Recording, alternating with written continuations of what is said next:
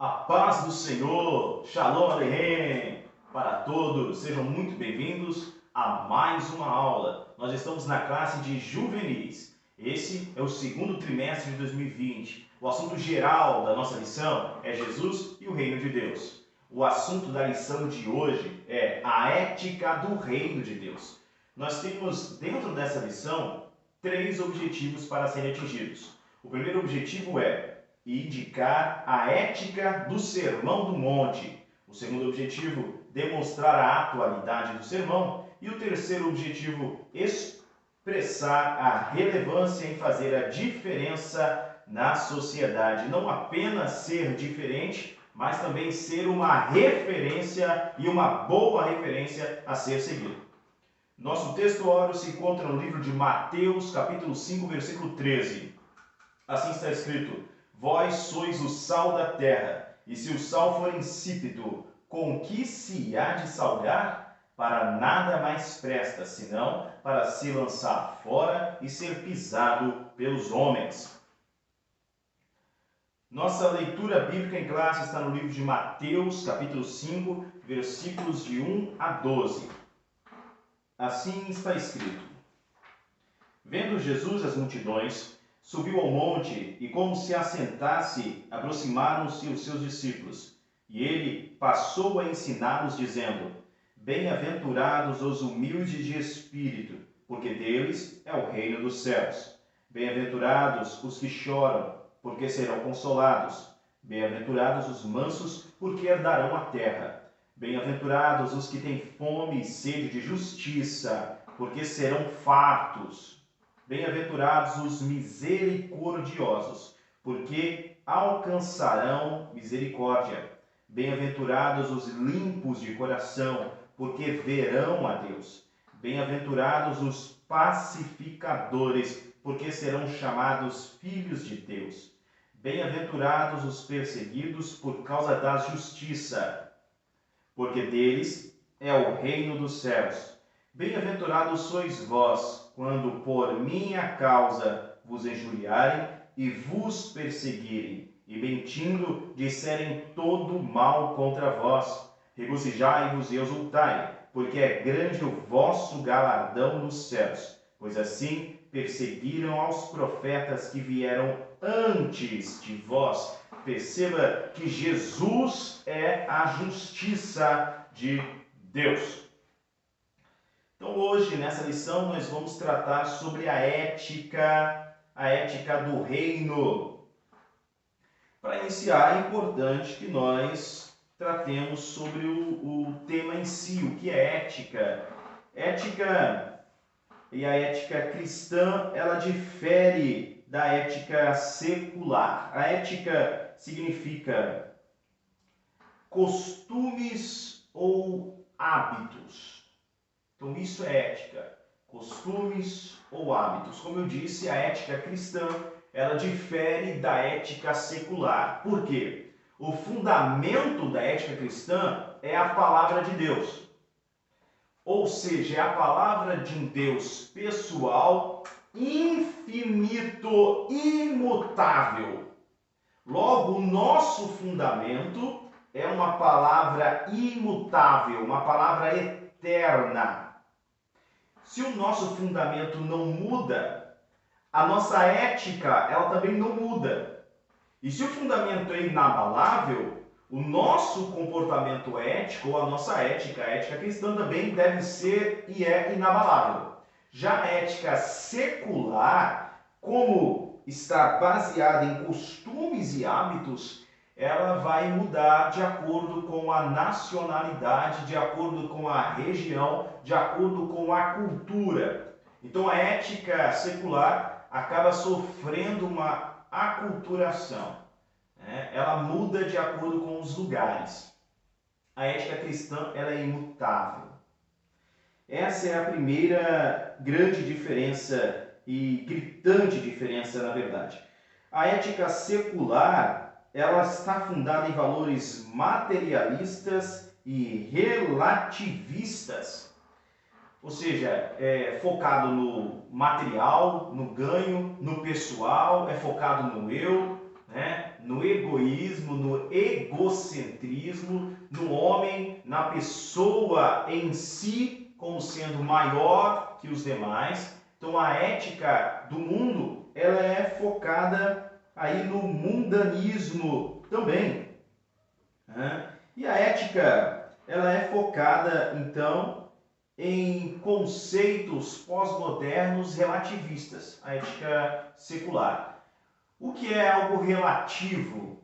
É algo que não é absoluto, ou seja, é algo que muda e pode mudar de acordo com a visão que cada pessoa tem. Porém, a ética cristã, ela não é relativa, ela é absoluta, porque ela está fundamentada em um Deus absoluto, e hoje é isso que nós vamos estar vendo. A ética cristã tem como objetivo indicar a conduta ideal para a retidão do comportamento cristão. O fundamento moral da ética cristã são as Sagradas Escrituras e, por isso, a sua natureza não se altera nem se relativiza. Com respeito ainda a essa parte em ética, eu gostaria de ler aqui com vocês o livro de 1 Coríntios, capítulo 6, versículo 12. Assim está escrito: todas as coisas me são lícitas, mas nem todas convêm. Todas as coisas me são lícitas, mas eu não me deixarei dominar por nenhuma delas. Numa outra versão mais atual diz: alguém vai dizer, eu posso fazer tudo o que eu quero. Pode, sim, mas nem tudo é bom para você. Eu poderia dizer, posso fazer qualquer coisa, mas não vou deixar nada me escravizar. Nós temos aqui uma fala do Cortella, eu acredito que seja interessante para a aula de hoje. Ética é o conjunto de valores e princípios que usamos para responder a 3 grandes questões da vida. Primeira questão, quero. Segunda questão, devo. Terceira questão, posso. Nem tudo que eu quero, eu posso. Nem tudo que eu posso, eu devo. Nem tudo que eu devo, eu quero. Você tem paz de espírito quando aquilo que você quer é ao mesmo tempo que você pode e o que você deve. É o que nós acabamos de ler aqui também com o apóstolo Paulo falando sobre isso. Quero, posso, devo. Então a ética cristã tem o seu objetivo em indicar uma conduta ideal de retidão para o comportamento cristão. A ética do reino de Deus é muito diferente da do mundo cotidiano. No Sermão do Monte, e é sobre o Sermão do Monte que nós vamos focar a nossa lição hoje, Jesus anuncia uma série de bem-aventuranças, de bênçãos que expressam quem é o homem ético no reino de Deus, o reino que nunca terá fim. Veja só, o humilde de espírito, que reconhece o quanto precisa do próximo e são felizes à medida que proporcionam aos demais os motivos para um sorriso legítimo. Nessa comunidade humana que nós vivemos, essa imensa comunidade, todos nós somos interdependentes. Ninguém é independente por completo. Nós somos interdependentes nas nossas relações. Nesse momento de distanciamento social, nossa interdependência se torna ainda mais gritante, não é verdade? Então, a ausência, a falta, o isolamento social acaba despertando essa necessidade que nós temos de nos relacionar com o outro. E, na verdade, já dizia alguém que o ser humano se satisfaz na alegria do outro, ou seja, eu me satisfaço quando eu consigo fazer o outro feliz. Quem nunca ficou contente, muito contente, ao dar um presente para uma outra pessoa e ver o quanto aquela pessoa, aquela criança valorizou o presente, ficou feliz com aquilo, aquilo também te deixou feliz, eu tenho certeza. Então você se sentiu alegre, na alegria do próximo, ser humilde de espírito. Reconhecer também que assim como eu preciso de muitas coisas, o meu próximo também precisa, e isso vice-versa. A atenção, como sendo um recurso muito valioso, o nosso tempo, a gente precisa também dar atenção às demais pessoas, distribuir aí um pouco do que nós temos, um pouco de nós. Isso é amor. O amor, aqui nesse texto do Sermão do Monte, é o amor ágape, é o amor que se prova por meio do sofrimento, o amor que se prova por meio da doação pessoal. Então, se eu amo, eu me dou. Se eu amo alguém, eu faço além do esperado. Eu vou além, eu vou querer agradar. Ok? Próximo ponto. Bem-aventurados, então, os que choram, ao perceber que precisam verdadeiramente de um consolo que só pode ser encontrado em Cristo. O nosso consolo não vem de governo, nossa fé não está firmada na política, o nosso consolo ela vem do nosso paracleto, do nosso advogado, consolador de Jesus. Nosso consolo vem do próprio Cristo. Nosso consolo vem do seu Espírito que está conosco, o Espírito Santo, o Espírito de santificação, que é o Consolador. O nosso consolo, então, vem de Deus, e não do mundo, do que nos possa fazer o homem.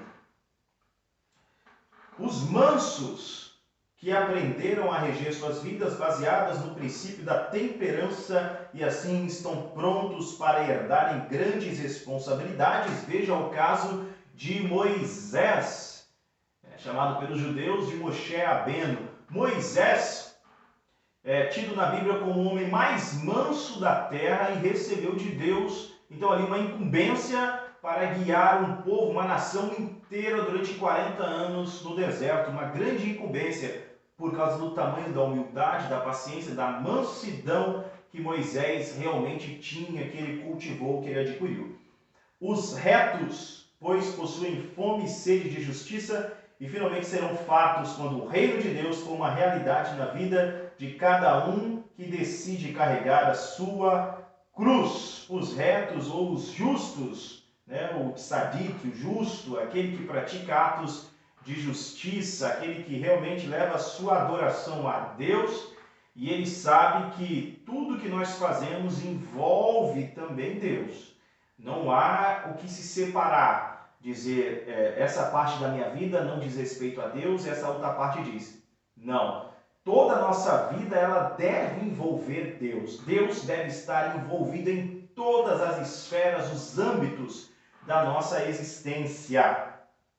Os misericordiosos, por sempre procurarem o melhor para o seu próximo, independente das circunstâncias. Isso me lembra da parábola do bom samaritano. Percebam vocês que um homem descia então ali para Jericó e ele foi pego de surpresa, foi roubado, ele apanhou, foi espancado e deixado quase morto à beira do caminho. Passava então ali um sacerdote, um Kohen, e o sacerdote, aquele que o seu ministério é o próprio Deus, aquele que intercede a Deus pelo povo, pelo próximo, ele olha aquele homem machucado e não se comove. Ele passa direto e vai fazer seus serviços religiosos. Em seguida vem um levita. Você que está na lição de jovens, percebeu nesta lição da sala de jovens, na lição de número 11, sobre a partilha da terra. Não é isso mesmo? Qual é a parte da herança da tribo de Levi? A tribo de Levi não recebeu herança na terra, não recebeu herança terrestre entre seus irmãos na partilha ali do território de Canaã. Mas Deus disse que ele mesmo seria a herança da tribo de Levi. Então passa ali um levita, alguém que tem a sua herança como sendo o próprio Deus. Ele olha para aquele homem caído, que é a imagem de Deus, um homem criado à imagem de Deus, assim como ele olha e não o ama. O apóstolo Tiago, em sua epístola, diz como alguém pode dizer que ama a Deus, o qual não viu, e não ama o seu próximo, a quem ele vê. Logo, aquele levita não conhecia Deus. Ele podia até dizer que a sua recompensa era o próprio Deus, como de fato Deus prometeu à tribo de Levi, mas aquele levita em si estava distanciado de Deus, porque ele não reconheceu o seu próximo, e Deus é amor. Lembremos-nos disso. Por fim, vem um samaritano. Os samaritanos, eles não eram bem vistos pelos judeus, porque naquele período em que o território de Israel foi invadido pela Síria, os israelitas, parte ali, dos israelitas, foi levado em cativeiro assírio. E durante esse cativeiro houve uma mistura de povo. Alguns israelitas se deram em casamento, se casaram com uma mistura de outros povos, e a descendência desses relacionamentos gerou então os samaritanos. Passava então por aquele caminho um samaritano. O samaritano olhou aquele homem caído e se moveu de íntima compaixão e ajudou aquele homem como se fosse a ele mesmo. Nesse momento, quem realmente conhece a Deus? Você entendeu? Aquele samaritano está mais próximo de Deus do que o levita, do que o sacerdote. Por isso, quando Jesus falou essa parábola, aqueles homens, os doutores da lei, ficaram irritados, porque aquele samaritano demonstrou que era o próximo, demonstrou que reconhecia a imagem de Deus naquele homem necessitado. Aí está, os misericordiosos alcançarão misericórdia. Em outra passagem, Jesus fala sobre um homem judeu, sacerdote, que estava orando diante do templo e dizia: Deus, eu te agradeço, obrigado por eu não ter nascido mulher, obrigado por eu não ter nascido gentil, obrigado por eu não ser como esse publicano pecador. Obrigado porque eu faço os meus jejuns 3 vezes por semana, porque eu entrego o dízimo, porque eu sigo a lei. Obrigado porque eu não sou como esse publicano. E o publicano, ajoelhado, nem mesmo para o alto olhava, dizia, batendo em seu peito: Deus, tem misericórdia de mim, que sou um pobre pecador. Jesus pergunta: qual dos dois recebeu misericórdia? Aquele que foi humilde de espírito. Por fim, os limpos de coração, que por sua simplicidade e vontade sincera de cumprir a vontade de Deus, poderão vê-lo. Os pacificadores, que são os promotores da reconciliação entre os homens e Deus, 2 Coríntios capítulo 5, nós somos embaixadores de Deus. E nós exortamos os homens a que se reconciliem com Deus. Está falando disso, os pacificadores, aqueles que estão promovendo uma reconciliação entre o homem e Deus. Por fim, os perseguidos por causa de Cristo, que é a justiça de Deus, que demonstram assim que escolhem viver os planos de Deus e não o modelo de vida mundano. Mateus capítulo 5, versículos de 1 a 12, como nós lemos. Então o que nós vemos é um código de ética que destoa do código mundano. O código do eu sou, eu posso, eu tenho, eu faço. Destoa, não é verdade? Porque o código cristão é um código necessário na Bíblia. Então eu não sou, eu estou, eu não posso. Não é isso? Mas Deus pode. Então o único que é Deus. Deus é, eu estou. Eu mudo. Eu tenho, eu posso me transformar, transformai-vos pela renovação do vosso entendimento, porém Deus não muda, não tem variação, não é verdade? Ele é. O mundo vive o apogeu do individualismo, do narcisismo, hedonismo. Sejamos nós, então, humildes. Na contramão de tudo isso vem a humildade. Na contramão de tudo isso vem Deus como sendo o centro da nossa vida. Na contramão do mundo, porque o mundo busca o ser humano no centro de todas as coisas, na ética cristã, nós devemos buscar em primeiro lugar o reino de Deus e a sua justiça. E todas as demais coisas nos são acrescentadas. Então, na ética do reino, o central é o próprio Deus. Nós temos um teocentrismo. Deus no centro de todas as coisas. Sejamos nós misericordiosos. Sejamos nós justos e sedentos por justiça, sejamos puros de coração, pacificadores, defensores da justiça, e não venhamos a nos envergonhar pelas causas do reino. O Sermão do Monte é uma mensagem para hoje. Veja, a ética cristã só pode ser vivida quando o cristão experimenta a verdadeira regeneração. Apenas quando se nasce de novo, a ética de Deus pode ser vivida.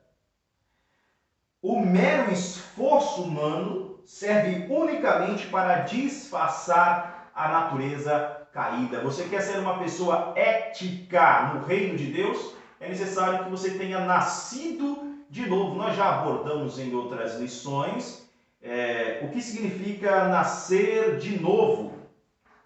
Novo nascimento.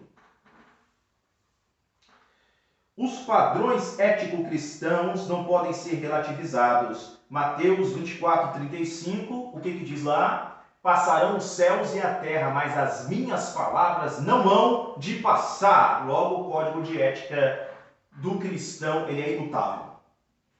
Jesus inseriu no centro do seu discurso um ingrediente até então esquecido por grande parte dos religiosos de sua época, o amor.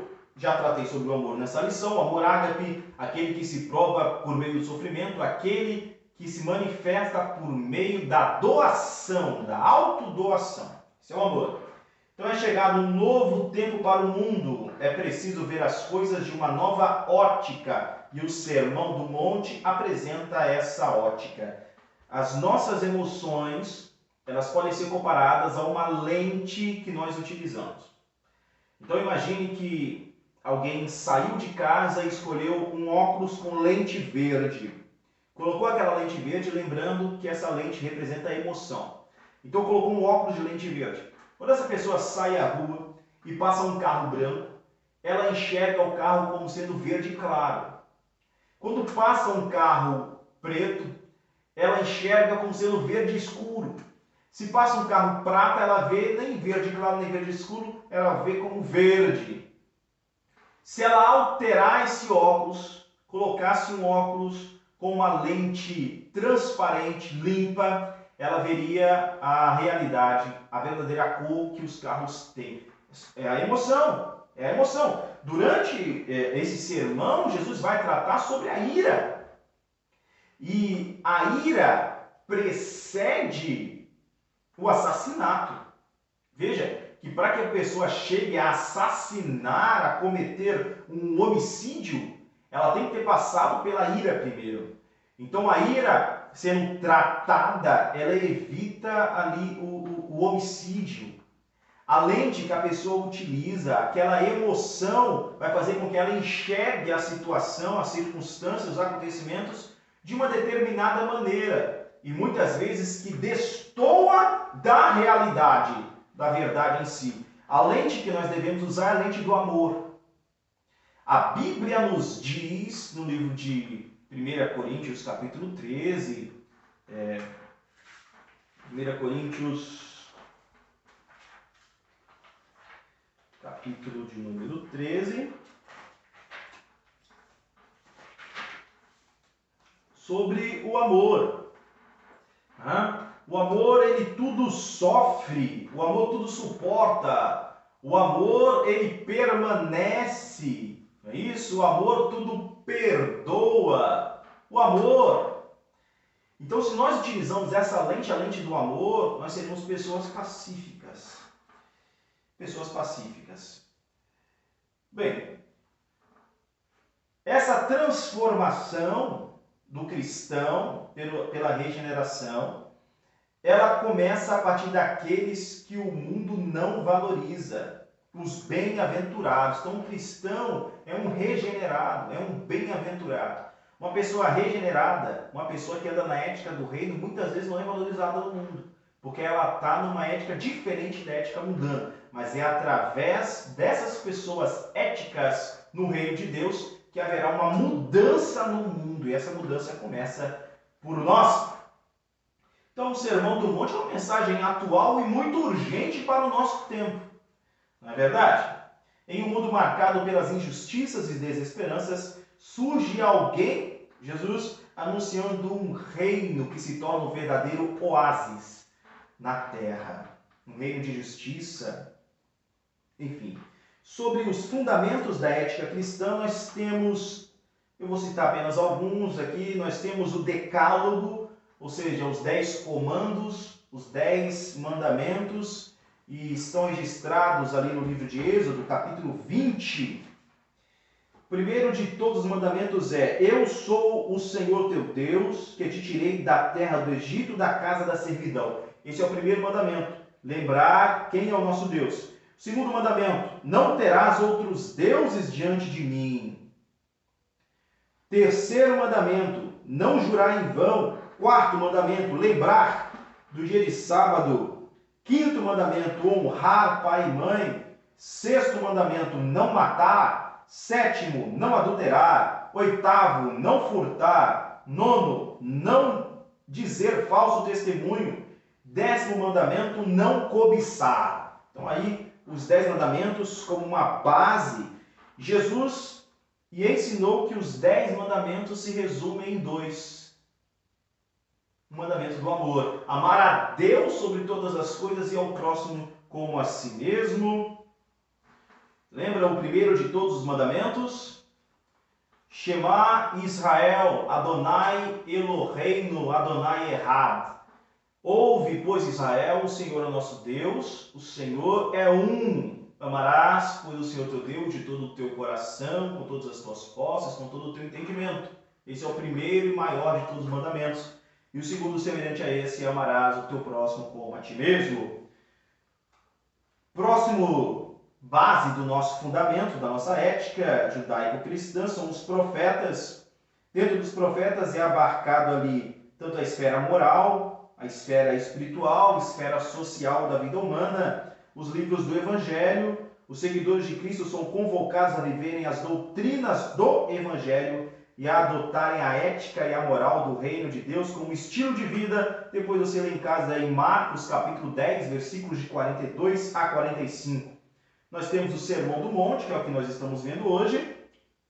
Dentro do Sermão do Monte, Jesus trata ali sobre a ira, foi falado sobre o adultério, sobre o divórcio, sobre juramento, sobre vingança, sobre amor, sobre esmola, ou caridade, obras de caridade. Jesus trata ali como realizar a verdadeira caridade, não para se mostrar dizendo, eu dei muito, eu ajudo todos os dias alguém. Não, peraí. Quando nós fazemos obra de caridade, é bom que nem o nosso melhor amigo fique sabendo por meio de arrogância. Não. Se for necessário falar sobre alguma obra de caridade feita, tem que ser como forma de instrução, não como forma de receber glória, de ser visto, de ser admirado por alguém. Vai tratar sobre a oração, sobre o jejum, vai passar ali pelas questões de pré-julgamento, pré-julgar alguém, está no lugar de um juiz, é isso? Um juiz de conduta, um juiz da pessoa humana, estando no lugar ali de Deus. Trata também sobre os falsos profetas. Quem são os falsos profetas? São aqueles que falam mentiras, são aqueles que enganam utilizando o nome do próprio Deus. Também sobre falsos mestres. Quem são os falsos mestres? Os falsos mestres são aqueles que não têm o que ensinar. Eles são vazios em si mesmos. O que eles ensinam, na verdade, o apóstolo Paulo vai dizer, é vaidade. São palavras que enchem o ego das pessoas e não palavras que trazem uma verdade, que trazem embasamento, palavras que levam uma adoração sincera a Deus, mas palavras que exaltam o ser humano. São falsos mestres. Mensagens que estimulam o ego. Também fala sobre os alicerces espirituais. Nós temos também como fundamento as cartas paulinas e as cartas gerais.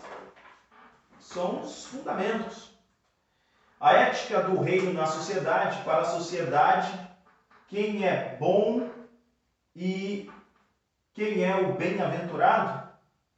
Com certeza é o que possui dinheiro. Nós falamos da ética secular que está firmada entre suas bases materialismo. Então aquele que tem muito dinheiro é uma pessoa bem vista, bem-aventurado, na visão da ética secular. tem boa saúde, tem uma beleza física externa, alguém que acredita em seu próprio potencial e pode chegar a ser arrogante por isso, mas para o reino de Deus esse exemplo é bem diferente. O Sermão do Monte nos dá uma boa ideia a esse respeito. O bem-aventurado é o que consegue entender que devemos buscar em primeiro lugar as coisas que são do alto, priorizando o espiritual e promovendo assim a paz, a justiça e a alegria. Mateus 6:33. Por fim, nosso tópico 4, sal e luz. A Bíblia Sagrada é o fundamento para o viver ético-moral dos cristãos. E é a única regra infalível de fé e de conduta para a igreja. Depois vocês podem ler 2 Timóteo, capítulo 3, versículo 16. Portanto, em tempos de ataque ideológico como os que nós vivemos, contra a cultura judaico-cristã, a igreja não deve furtar-se de ser o sal da terra e a luz do mundo em pleno século 21. Com certeza você já ouviu essa expressão, sal da terra e luz do mundo. Mas muito além de decorar a expressão, de ficar repetindo a expressão, é necessário vivê-la de fato. Vivê-la de fato. Então, ser o conservante, o remanescente, ser a reserva moral na atualidade, ser a reserva espiritual que o mundo necessita, ser o reservatório ético para a atualidade. Esse é o dever de todo cristão. Todo cristão. A palavra nos diz que a nossa forma de viver é diferente daquela que o mundo pratica. Nós somos diferentes porque nos inspiramos a cada dia em Cristo, nosso exemplo maior. Mas precisamos, mais do que ser diferentes, nós devemos ser referenciais. Para concluirmos, no Sermão do Monte, podemos encontrar um código de ética revolucionário e transformador. Para que este código seja posto em prática, basta nos inspirarmos em Jesus. Que você, então, possa ser inspirado por Cristo e levar esse código de ética que nós tratamos de forma resumida do reino de Deus para a sociedade, para o seu viver cotidiano. Deus te abençoe, abençoe sua vida, sua casa, sua família, te guarde no nome de Jesus e eu te aguardo na nossa próxima aula, domingo que vem, lição de número 12, com o tema Um chamado para ser discípulo. Até a nossa